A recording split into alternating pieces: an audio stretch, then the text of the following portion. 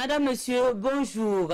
Combativité, ils sont 60 de plus à l'incarner et à la porter désormais à travers un nom de baptême. Sous-officier d'active, ils bouclent 2 années de formation sanctionnées par le port des épaulettes. Une cérémonie solennelle rehaussée comme à l'accoutumée par la présence du chef de l'État, Cap Sud Po dans le Naouri dès l'ouverture de cette édition. Pour vous rappel, la date du 4 août 1983, le libellé nous ramène au bon souvenir des années d'école. La révolution avec la prise du pouvoir par le CNR occasionne de grands changements au Burkina.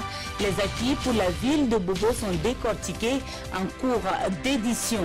Nouvelle fusillade de masse aux États-Unis. Plus de 1000 personnes ont été exposées aux balles d'un tireur dans le centre commercial d'El Paso au Texas. Une vingtaine de morts, 26 blessés dont certains dans un état critique. C'est le bilan provisoire qui est dressé. Une fois de plus, bonjour et merci de nous suivre.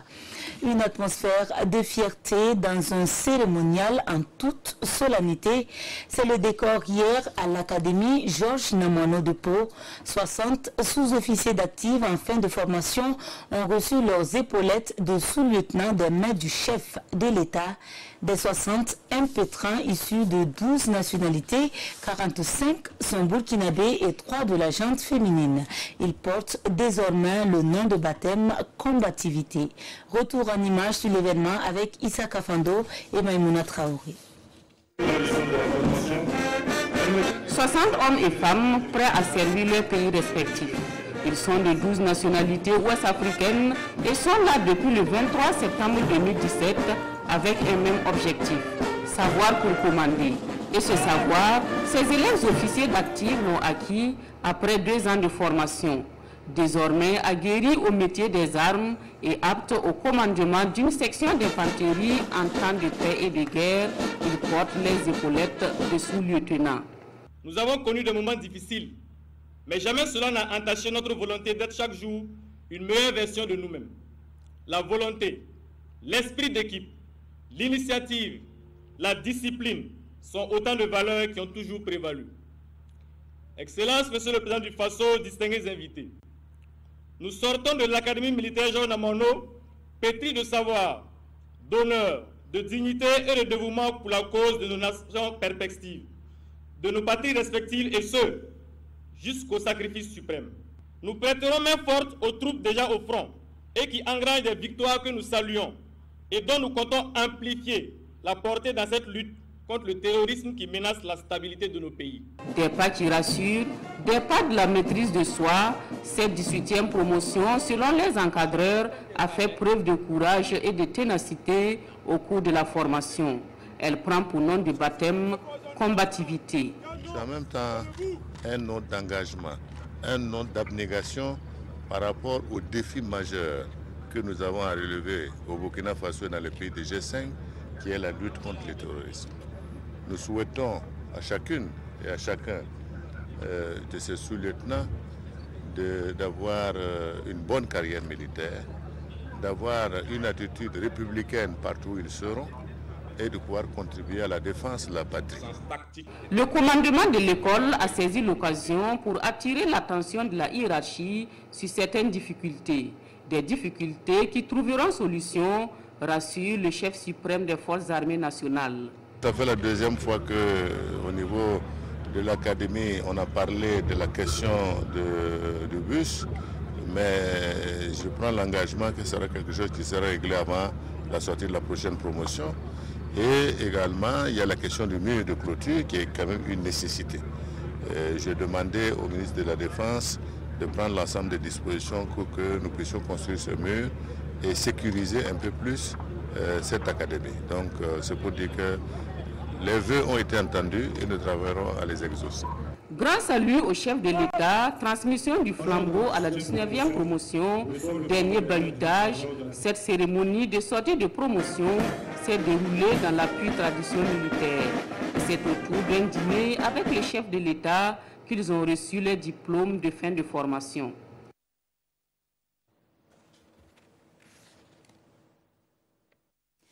La cérémonie, vous l'avez vu, a été rehaussée par la présence du chef de l'État. Son séjour, certes bref, dans le Naouri a été mis à profit pour un échange avec les forces vives de la région. Bien évidemment, la question sécuritaire dans la zone a été évoquée en sus de quelques autres doléances. Détail complet avec Maïmouna Traoré. Le 16 juillet 2019, 2 gendarmes burkinabés sont tués dans une embuscade contre leur patrouille sur l'axe Pau-Diarou. Une première dans la région du centre-sud, et les corps constitués font part de leurs préoccupations au président du Faso. Nous avons demandé qu'on renforce en tout cas les FDF qui sont dans la région du centre-sud parce que nous avons enregistré 2 attaques et il était de bon ton pour nous de demander qu'on sécurise les 2 forêts par une surveillance permanente pour que ces forêts-là ne deviennent pas les abris pour ces bandits qui nous attaquent à tout moment. Les corps constitués de la région du centre-sud ont aussi remercié le président du Faso pour les réalisations faites dans le cadre de la célébration du 11 décembre 2019 dans les 3 provinces de la région. Parti républicain pour l'indépendance totale, le PRIT Lanaya tient son 2e congrès ordinaire sur fond de renouvellement de son organe exécutif. Le bureau passe désormais de 19 à 9 membres avec bien sûr une réadaptation des textes. Ce 2e congrès est aussi marqué par le rendez-vous entre le président du parti et les journalistes. Le compte-rendu de la rencontre avec Idrissa Warga et Nyaki Teda. C'est le président du parti en personne, avec sa maman à ses côtés, qui donne cette conférence de presse.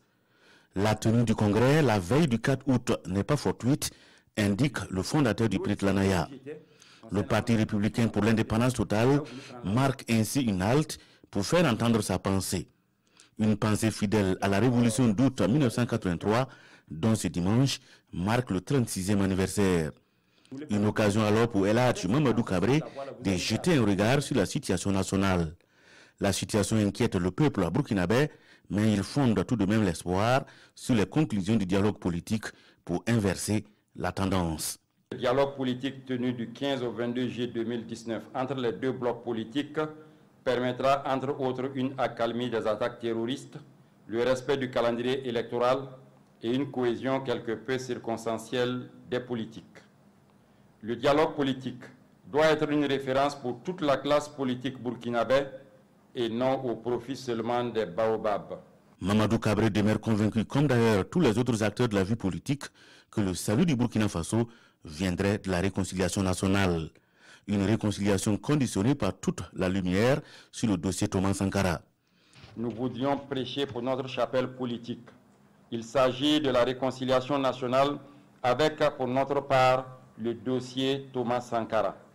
En 2015, le PRIT Lanaya s'est insurgé contre l'exhumation des corps qui, outre la profanation des tombes, est un crime contre le sankarisme. On a exhumé les corps pour mieux enterrer le sankarisme, ce qui constitue la 3e mort de Thomas Sankara. En prélude à cette conférence de presse, ce parti d'obédience sankariste a tenu son 2e congrès ordinaire, au cours duquel le comité central a été renouvelé et compte désormais 9 membres au lieu de 19. Et tout comme ce parti d'obédience sankariste, beaucoup se souviennent encore de la révolution d'août 83. Le 4 août précisément a marqué l'avènement du CNR au pouvoir, le Conseil national de la révolution dirigé alors par le capitaine Thomas Sankara. La période consacre beaucoup de changements pour le pays des hommes intègres, tant au plan social, économique que culturel. Certains de ces changements sont encore perceptibles 30 années après. Que peut-on retenir comme acquis pour ce qui concerne spécifiquement la ville de Bobo-Dioulasso? La réponse dans ce reportage de Betty Bienaon et Mireille Carole Tougma. 4 août 1984, la Haute-Volta devient Burkina Faso. Le drapeau change. Le Titanier remplace la fière Volta comme hymne national avec pour devise « La patrie ou la mort nous vaincrons ».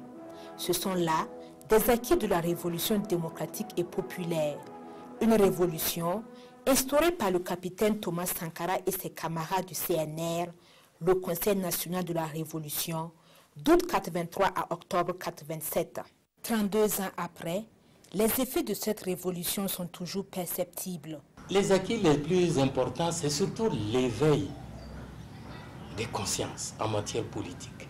Et cet éveil est là jusqu'à présent. Et ça a été une grande richesse. L'homme nouveau. Et avec la révolution, le Burkinabé est devenu comme un homme nouveau. Avant ça, c'était la résignation. On était un peuple de cultivateurs et de réservoirs de main-d'œuvre. Sankara est le pionnier, celui-là qui a lancé ce qu'on appelle la notion, la valeur de l'intégrité. L'homme intègre. Et un bon développement, un peuple ne peut pas se développer si l'intégrité fait défaut. Parce que comme j'aime le dire, vous savez qu'il a fait de son cheval de bataille la lutte contre la corruption. Et a développé en nous cette fibre patriotique-là, aimer sa nation. Et on ne peut pas bâtir une nation tant qu'on n'est pas amoureux, tant qu'on n'aime pas cette nation. Au compteur de la Révolution peuvent également être énumérés la Semaine nationale de la culture, la valorisation du Faso d'Anfani, des changements dans le domaine de l'éducation, la santé, l'agriculture. Il y a aussi cette valeur de consommons burkinabé. Je pense que c'est quelque chose qui a été mis en évidence au temps de Sankara. Sankara nous a exhortés, nous a encouragés à consommer ce que nous produisons. Il nous a encouragés véritablement à consommer tout ce que nos braves paysans sont en train de produire. Et le développement passe d'abord par ce chemin. Au niveau de l'éducation, il y a eu la construction de beaucoup d'écoles primaires dans les villages. Alors, c'était pour réduire l'analphabétisme. La révolution a fait des lotissements commando qu'on appelait PPD à grande échelle pour permettre à chacun d'avoir sa maison. En plus de ça, pour les fonctionnaires, l'acquis dans ce domaine, il y a eu les cités, les logements sociaux pour les fonctionnaires. Avec la vaccination commando, cela a contribué à baisser beaucoup la mortalité au Burkina Faso. Aujourd'hui, nous sommes combien? 17 millions. Avec la vaccination, on a pratiquement éradiqué certaines épidémies comme la rougeole, la poliomyélite. Ça, c'est à l'actif de la révolution. La gente féminine n'est pas en reste. Elle a appris à s'affirmer. Il faut bannir de haut rang les maris qui n'autorisent pas leurs femmes à aller sur les chantiers. Camarades, les mauvais maris. Les mauvais maris. Il a dit ceci: il n'y a pas de révolution sociale véritable que lorsque la femme est libérée. Et j'allais dire que là où ça a vraiment été bien pour les femmes, c'est donc au niveau des associations. Les femmes se sont organisées, les femmes se sont engagées dans des activités socio-économiques. Et à côté de cette organisation, il y a eu aussi le code des personnes et de la famille. L'élaboration de ce code-là a permis aussi aux femmes de savoir où on va. Tout ça, c'était des actions pour amener les gens à respecter la femme. Et lorsque on est respecté, lorsqu'on vous croit, on vous donne la force. La révolution d'août 83 fait partie de l'ossature de l'histoire du Burkina Faso. 4 ans de changement radical et des effets qui perdurent pour des générations entières. Et jusqu'à ce jour, les actions de développement se poursuivent au Burkina. Elles sont souvent mises en œuvre dans le cadre d'une coopération décentralisée. Voici une résolution matérialisée par une signature de convention entre le Conseil régional du Centre et l'Union des Burkinabés du Grand Ouest. Elle devrait durer 3 années avec la prise en compte de plusieurs domaines. Voyons cela avec Salifou Belem et Olopoda. Le Conseil régional du Centre et l'Union des Burkinabés du Grand Ouest de la France rendent officiellement leur union. Un mariage qui engage les deux entités à promouvoir ensemble des actions de citoyenneté, d'amitié et de solidarité. Notre union participe à hauteur des compétences des Burkinabés. C'est-à-dire, nous avons dans notre diaspora des gens qui jusque-là ne voyaient pas comment apporter une contribution au pays. Désormais, ils bénéficient du creuset pour le faire. Et donc la convention sert de tremplin pour attirer toutes les compétences burkinabées vers le pays. L'aménagement du territoire, la santé, l'éducation, la formation professionnelle, l'eau, la protection civile, bref, presque tous les domaines qui concourent au bien-être des populations sont pris en compte. Il y a un an, le président a organisé le forum de la diaspora. Et pour nous, c'était l'occasion de signer cette convention pour permettre qu'il y ait un cadre formel qui mettrait nos compatriotes de la diaspora qui quelquefois se sentent délaissés de mieux contribuer au développement de leur pays, précisément au développement de la région du centre. Cette collaboration qui va durer 3 ans selon les clauses de la Convention s'appuie sur le principe d'un respect mutuel.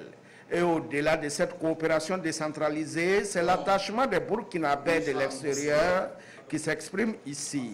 Une diaspora qui compte apporter sa pierre à la construction de la mère patrie. Pour l'entreprise spécialisée dans la fabrication du fer à métal, Simmetal SA, il s'agit de réfléchir aux enjeux de l'acier pour des constructions durables. Pour ce faire, ses partenaires ont aussi été conviés à la réflexion ce 3 août. L'occasion également pour l'entreprise de mieux se faire connaître. Nongba Kouda et Jérôme Tendano. Opération de charme de Simmetal SA. L'entreprise est ici face à ses partenaires et ses clients pour des échanges. La filiale du groupe Simmetal, basée dans la zone industrielle de Kosodo, veut mieux répondre aux besoins de la construction au Burkina Faso. Nous, on est là pour mettre en place un produit de fer à béton de qualité et à la même temps moins cher. Comme ça, on permet les consommateurs burkinabés d'acheter ces produits et construire avec. Simmetal SA, c'est une entreprise locale et le fer à béton que nous produisons, c'est du fer de qualité, produit localement et c'est de qualité internationale. Sentiment de joie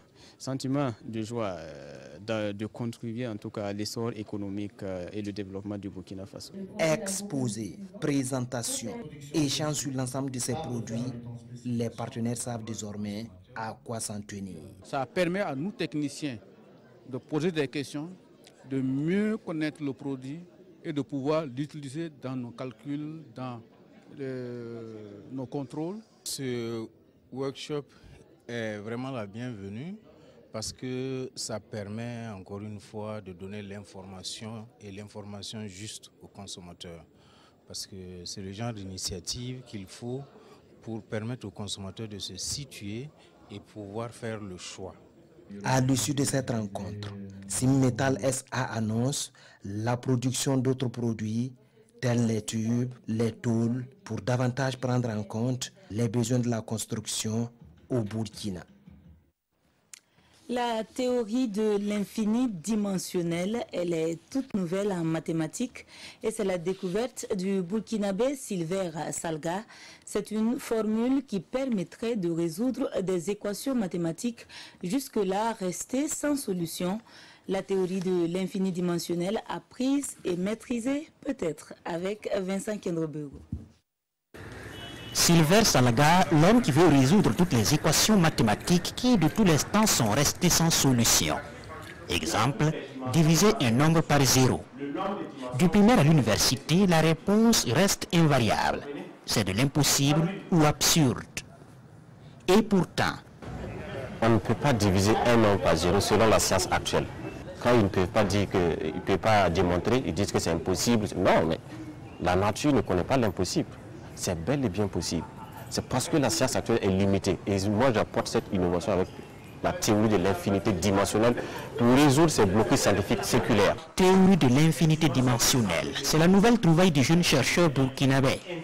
Mais au fait, qu'est-ce que c'est? La théorie de l'infinité dimensionnelle se veut une théorie mathématique révolutionnaire qui permettra d'aller au-delà de la science actuelle, de faire des mathématiques après zéro, après l'infini, ce qui permet d'impacter presque tous les domaines de la science. Ne demandez pas à Silver quel âge il a, car c'est de l'absurde. Encore une révélation de la théorie de l'infinité dimensionnelle. Si on vous dit que vous avez 30 ans aujourd'hui, vous allez croire que c'est pas que vous avez 30 ans, vous avez juste vécu pendant 30 révolutions de la Terre autour du Soleil. Or, la Terre ne peut pas être un référentiel pour l'univers. La Terre est tellement infime par rapport à l'univers. Donc, vous aurez 30 ans sur la planète Terre, mais vous aurez peut-être plus que 30 ans sur d'autres planètes parce qu'ils n'ont pas le même système de révolution autour du Soleil, par exemple. Donc, en fait, la dimension temps est une dimension immuable, c'est une dimension qui n'évolue jamais. Au contraire, c'est les phénomènes, les êtres et les choses qui évoluent. Les connaissances mathématiques sont-elles alors dépassées?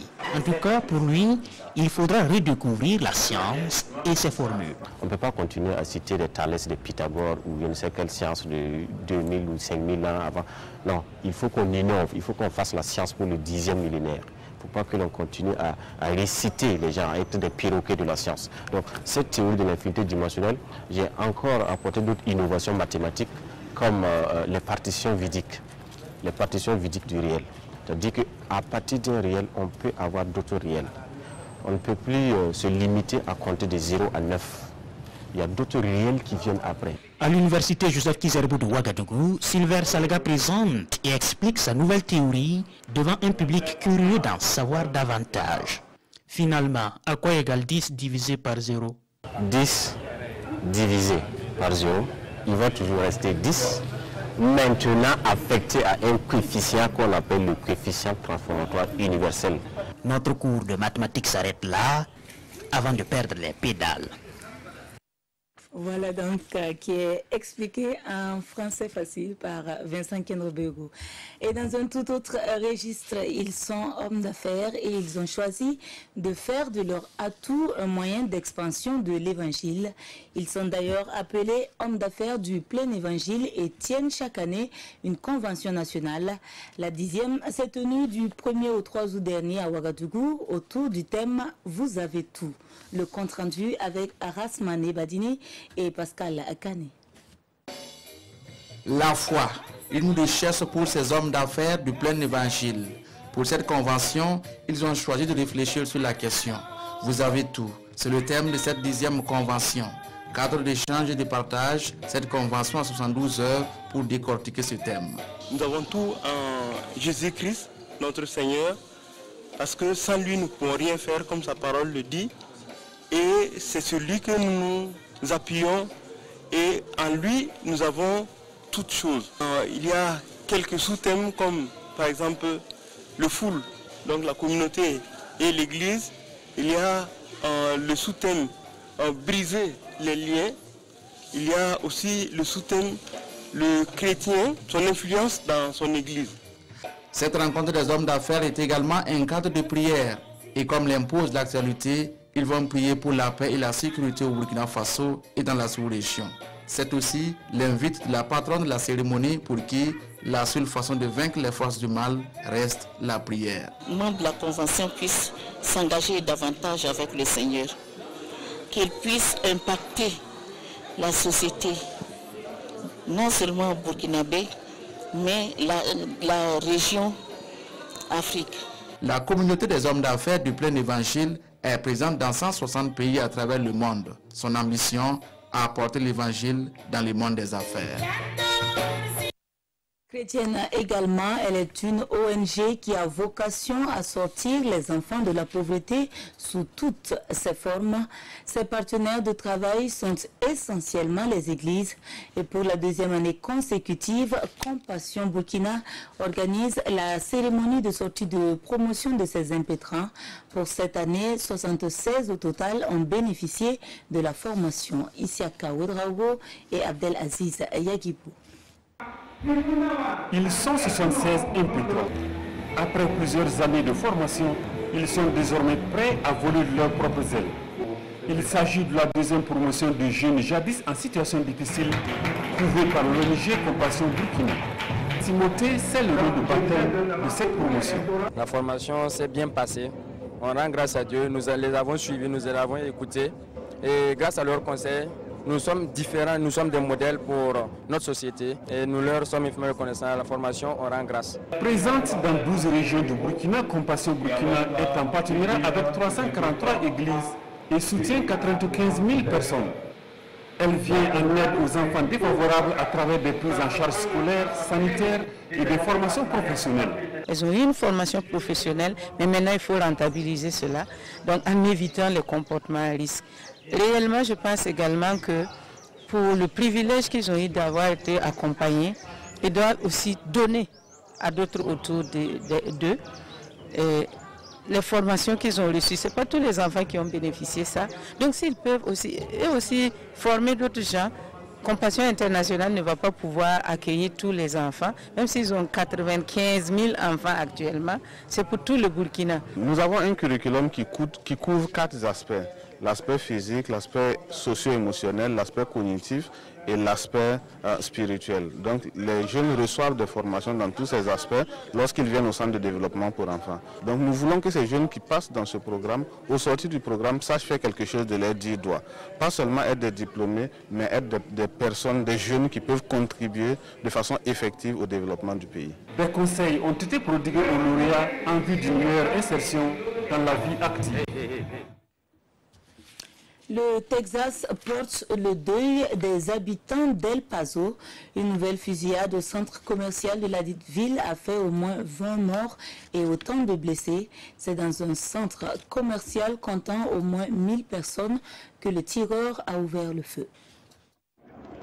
Nouvelle fusillade de masse aux États-Unis. Cela s'est passé au Texas. Un tireur a tué 20 personnes dans un centre commercial d'El Paso. On déplore par ailleurs 26 blessés, certains dans un état critique. La police a placé en garde à vue un homme blanc de 21 ans. Le président Donald Trump a dénoncé une fusillade tragique et un acte lâche.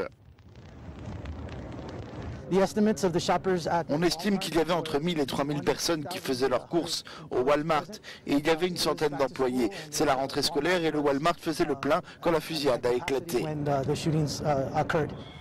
La police enquête sur un possible motif raciste. Cet hypermarché est en effet très prisé de la communauté hispanique. Par ailleurs, un manifeste attribué au tireur circule sur Internet. Un texte qui dénonce, je cite, une invasion hispanique du Texas. Le Texas porte le deuil des habitants d'El Paso aujourd'hui. Ce jour qui aurait dû être une journée normale pour aller faire des courses s'est changé en l'un des jours les plus sanglants de l'histoire du Texas.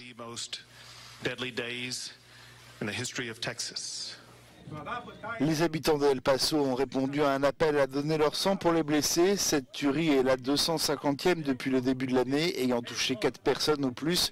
Comme après chaque bain de sang, des voix s'élèvent, comme celle du démocrate Joe Biden, pour exiger une régulation du marché des armes à feu. C'est tout pour cette édition de la mi-journée. Merci de nous avoir suivis et bonne semaine à tous.